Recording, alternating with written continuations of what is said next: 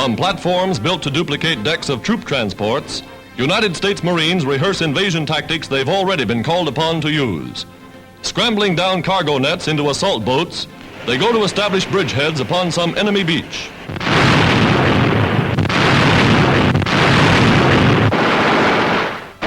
Soldiers of land, sea, and air, theirs is the tradition, first to fight, a role they've played for 165 years. Called the most versatile troops in the world, they bring their own tanks ashore, perfecting the technique of mechanized warfare under battle conditions similar to their landings in the Pacific.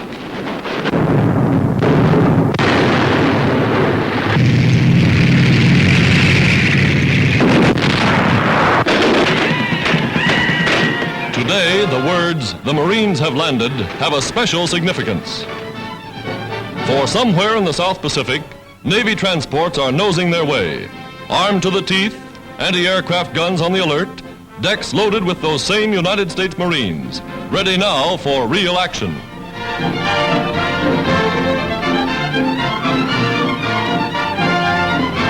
Transporting supplies and equipment thousands of miles from their home bases. Their immediate objective, strategic outposts on the road to Australia. After months of training in just this sort of landing operation, the Marines set the stage for the attack that put the Japanese on the defensive.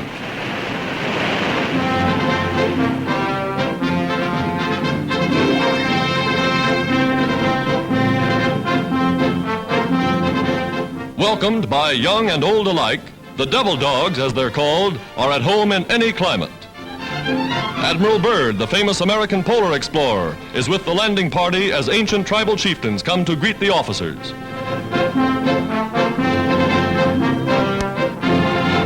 Every modern device is used to speed the unloading. For peaceful though this tropical paradise may appear, this is a vital theater of war in the Pacific. Today, garrisoning their bases for the first American offensive of the war, the Marines are living up to the tradition of the Corps, always first to fight.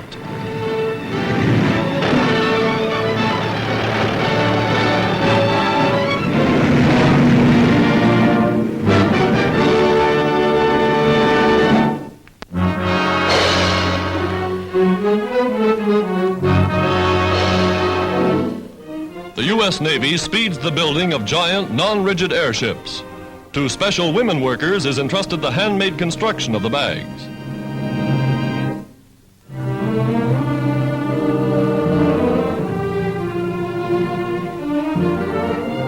This is what they call walking air into the finished bag. Now it's ready for final inspection. Spotlights inside and out probe the surface for the smallest possible leak. Gondolas and motors, constructed in separate shops, are wheeled in and attached. The finished ship, newest of a vast fleet. Blimp patrols spell death to enemy submarines, and the U.S. Navy is on the job.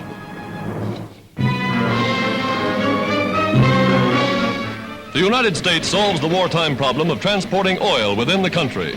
The plan? To supply pumping stations and tank cars by additional pipelines direct from the wells. Already, such networks spread across many states.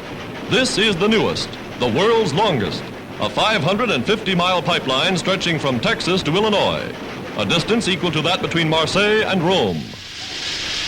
Welded by sections right in the field, the carrier will have a capacity of 700,000 barrels a day. An ingenious device wraps the pipe with a protective covering that's said to preserve it for 100 years.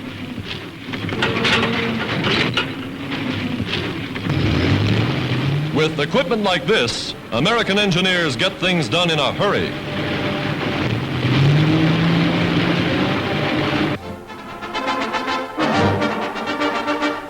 "48 days to build a ship. That's a world record. And here are some of the sponsors ready for a mass launching.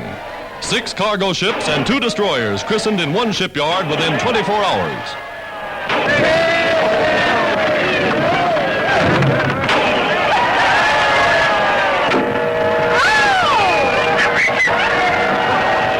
Building a bridge of ships to win the war. A bridge of ships to ensure the peace.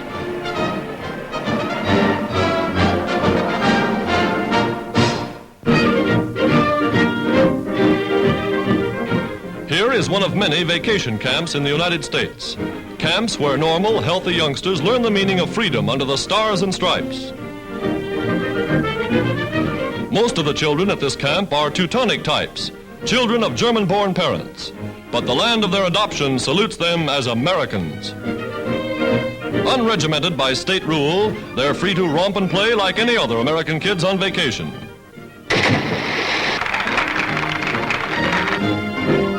And they invest their pennies in war stamps to help their country win these privileges for all children.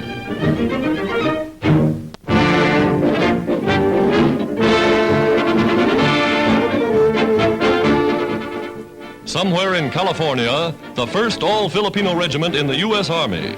Newly recruited, these grim, determined sons of the Philippines march with but a single purpose in life: to avenge their brothers who fought and died for General MacArthur.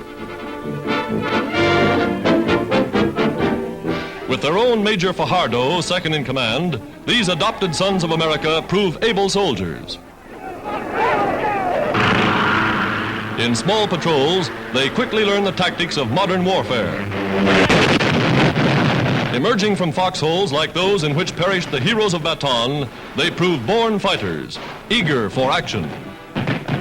Swinging the dreaded bolo knives of the Philippine jungle, they work for the day when they will help free their homeland from the invader.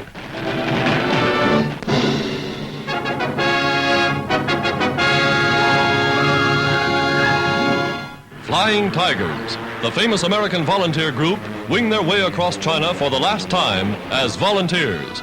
For 8 months, these Chinese signs have been the only insignia of the most spectacular and efficient fighting force in aviation history.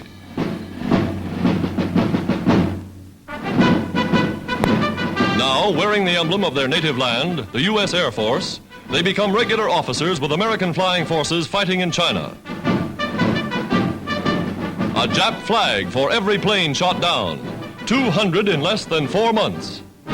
Leader of the volunteers, Brigadier General Chennault, now promoted to command all American flying forces in China.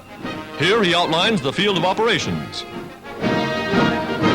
With flags and souvenirs, a grateful Chinese people pay simple tribute to the airmen who have done so much to clear the skies over their embattled land.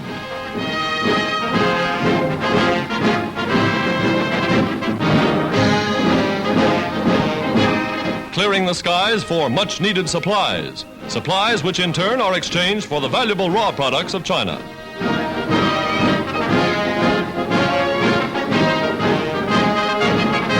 Losing no time, the new command plots the strategy of attack. By an elaborate far-flung system of Chinese listening posts, word is flashed, Japanese planes on the way, and the red ball goes up over the field. Signal for pilots to take to their ships. The Flying Tigers going into action for the first time in the uniforms of Uncle Sam.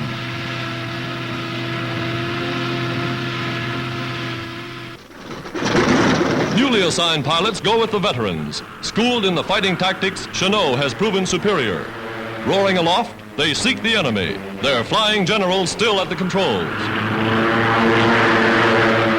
The new American Air Force over China, carrying on the tradition of the famous Flying Tigers.